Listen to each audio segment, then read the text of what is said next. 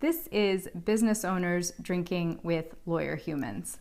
I'm your host, Shreya Ley, and over the next 10 minutes or so, I am going to be enjoying a tasty adult beverage with a fellow business owner.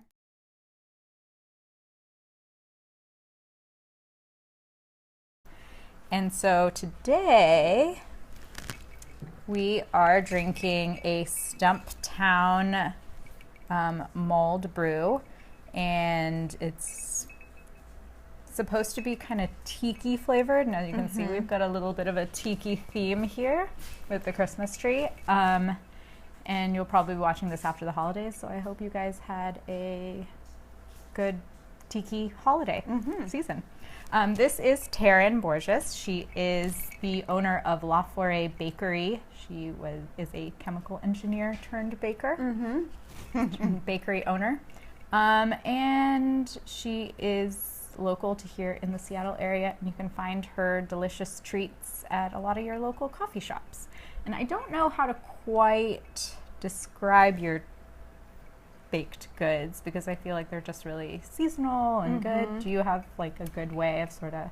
Yeah, I mean, as far as the product line goes, it's traditional coffee shop offerings as far as like scones and muffins and cookies and that sort of thing. But what really separates La Foret is that not only do we have a seasonal focus on our ingredients and all of our offerings, but we also really focus on local sourcing and really being very aware of kind of where our ingredients are coming from, and strive hard to have like really awesome relationships with our local producers and those who they're selling our products to. Awesome. Yeah. Also, cheers. Cheers. And this is the first time we've ever had this, so we added some dark rum to it. Yes. It's pretty good. Very dark rum. It is good.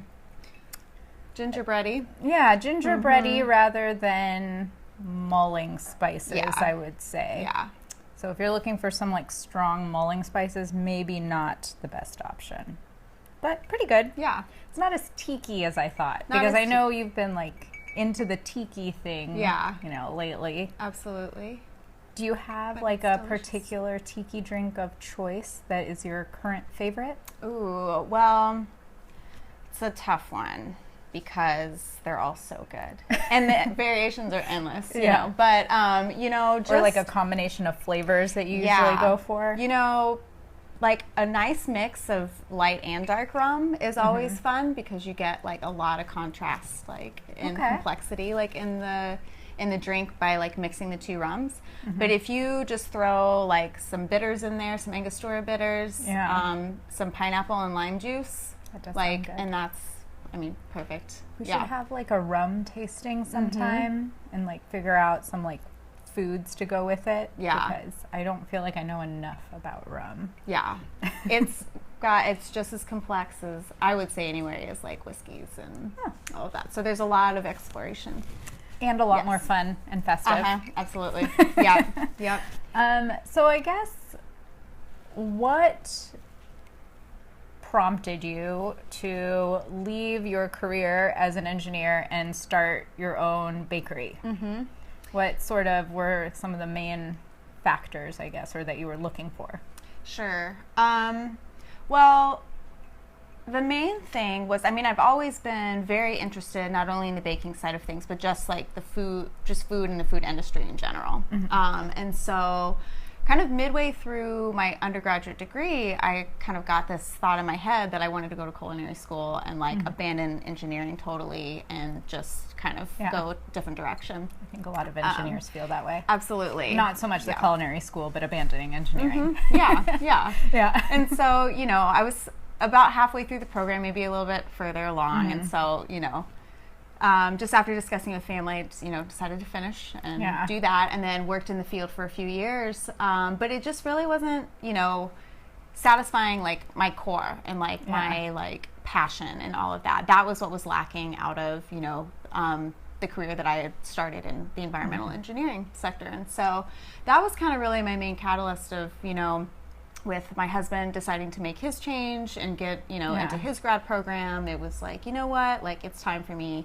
to do this too. The money was great. the experience was cool, but there was just like an internal piece like that was like missing. I would say it was sort of the same for me. About halfway or maybe 3/4 of the way through engineering, I kind of decided that it wasn't for me, but I'd gone too far, and I wanted to at least give it industry a shot, because working can a lot of times be different from school, right? And I still just wasn't 100% feeling it.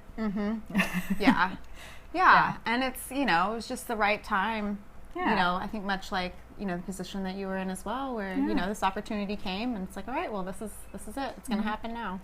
So would you, if you were to start another business, do you think it would also be food related, or do you think you would go in a completely different direction? You know, I think it would always have some connection to food, whether it be like, you know, a tiny bed and breakfast or something like that, or maybe, I don't know, that's kind of the latest thing that has been kind of brewing in the mind. But you know, I really am still passionate about the industry, but I've understood a lot more about the food industry itself, and kind of the challenges that industry is facing, which aren't really that different from from the energy industry too.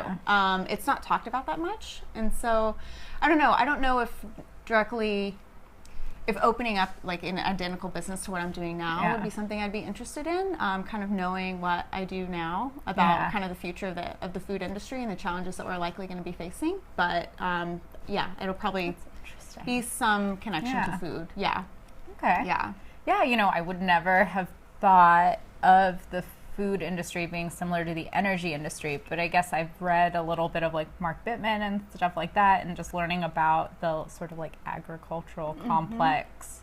I can kind of see that now that you mention it. Yeah. So do you feel like now that you've started one business, that sort of opened up the floodgates to ideas about all sorts of other businesses that you could possibly start? Because I feel like that happened with me. Yeah, I think that's accurate for sure. Yeah. It's addictive. It is addictive. And I mean, you know, it's kind of a cool feeling to like really, you know, to see something that, you know, was an idea that, you know, is translated into something tangible that actually like is profitable and works, and, you know, is maybe a step closer to giving you, you know, certain things in your life that, you know, that you've been wanting. Okay. So since you kind of left engineering and went on this entrepreneurial journey, what would you say is the number one thing that confuses your family and friends about what you do? Like, do you feel like they are kind of confused about what's going on in your life? A little bit. I mean, because, you know, owning your own business is something that I really don't feel like you can totally relate to until you're like in it yourself. Like, and so I mean, I don't come from a long line of entrepreneurs, so you know, I don't know, they can't really connect on that level. But they're very supportive nonetheless, and have always been so supportive of my decision in the bakery. I think the biggest challenge for them is, since we do live, you know, in different parts of the country, that I think their initial thought was like, oh, well, you'll just expand and you'll open up a location in Texas. I'm like, well, no, I don't necessarily. That's not really what my goal was for this business. And I think that's been kind of the hardest thing to try and explain, was the level of growth that I want to achieve and where I see the business going. And you know, I want this to be a small business, but a well-run business, and not necessarily, I do see a cap to like expanding and, you know, production level and all that. I think that's admirable. I like that. And especially with your sort of local focus and having relationships with vendors and whatnot, I think it would be more difficult to scale that in a way. Absolutely. Yeah, it would. I mean, because exactly, like, we are so tied to the Pacific Northwest, you know, and our sourcing and the awesome relationships produce here. And absolutely. Like, it just doesn't really work, you know, I feel like on a large, massive scale. So, sort of as a closing question, how do you feel about Kanye West? Well, feel free to be honest. Well, I don't. Even if it's that it doesn't matter. I have no opinion. I have no opinion on him. I respect him as an artist, but that's where it goes. Okay. Yeah. So what would be sort of an artist that's on your current, like on rotation in your playlist right now? Jack Moon, actually, who was formerly with the band White Fence. Nice. Yes. Yeah. All right. I haven't listened to them. I'll have to check it out. He's really good. Yeah. What sort of sound is it? Like more? It's that's a good question. He's really hard to categorize, actually. It's, I don't know, it's almost like electronic a little bit, but like really beautiful sounding as well. And his latest album that he put out, it's kind of an album that follows a progression and like a story, basically. And so each song is meant to be listened to like one after the other. I like that. And and I feel like that's missing in a lot of albums nowadays. Yeah. And it's all about werewolves and cool transformation. Yeah. Nice. Yeah.